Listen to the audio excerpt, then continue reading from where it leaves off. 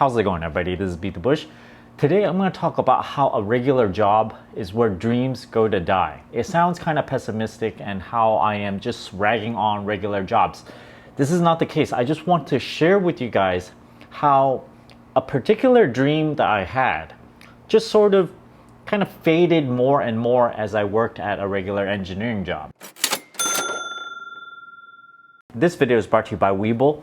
Now you can get 2 free shares of stock just for signing up and depositing just 1 penny. Now these stocks are worth up to $2,000, so you can just sign up, deposit a very little amount, get free stock. If you really don't even want to use this account, you can just cash out these stocks if you want to, but it does give pretty good analytics. Check out my referral link down in the video description below. Now after I quit my job, I partaked on this YouTube journey. I kept on uploading videos, but eventually I found out that I really just didn't enjoy this grind. So then I kind of scaled back a little bit and started uploading videos that are more meaningful to me and perhaps a little bit more useful for everyone. Sometimes when you're just churning out video after video, you just don't have time to make anything that meaningful. So you're just kind of like whipping something up and, hoping that you get a whole bunch of views, making some random titles to catch people's attention or whatnot. So this particular video really comes from my heart,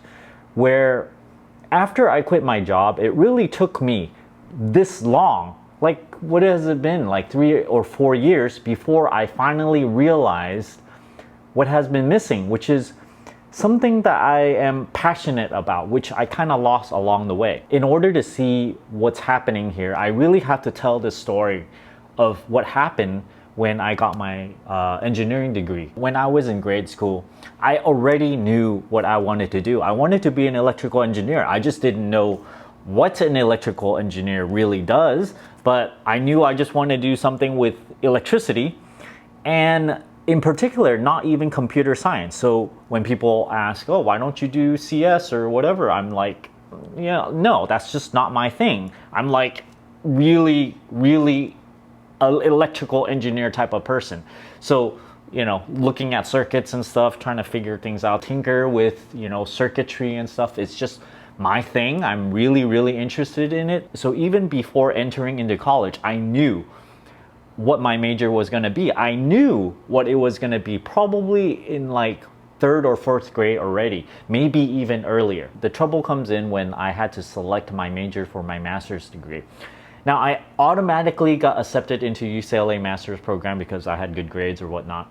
But this is a good and bad thing, because it's a bad thing because they have different majors to choose from, and it did not have the major I really wanted, and I was lazy with taking the GED and whatnot. So when they offered this to me, I'm like, hey, this is my chance to not take any standardized tests. I can just, be lazy about it and just go into my master's program.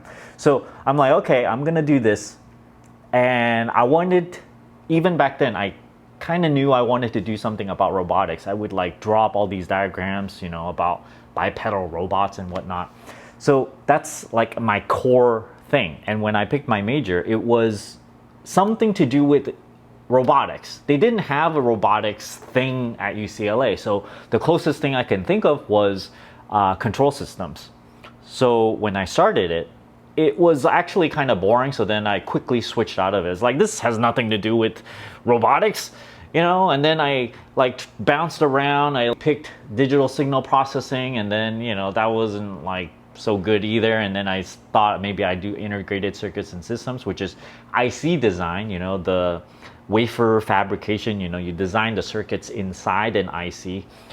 And it turns out that was a little bit too competitive. So then I eventually graduated with DSP, digital signal processing, with a lot of classes that I took for IC design anyway. So why am I talking about this giant story here? Is because it took me this long, like 3 or 4 years of pedaling around on YouTube, of doing nothing, of not really uploading any videos, just kind of moping around, just kind of doing random stuff, watching Star Trek, just doing random stuff, like not really having a job. And I've been really pondering about my life this is what you get to do when you retire early, I guess. And this is the wisdom I want to share with you guys after doing all this for so many years of just laying around. I just kept on thinking, I'm close to knowing something more about myself. I kept on thinking about, maybe I want to live in a van. I kind of explored all these things. And finally, I realized what I've been missing is along the way when I got a job, I kind of thought, okay, I'm going to get some job. Eventually, maybe I'm going to get a job that has to do with robotics.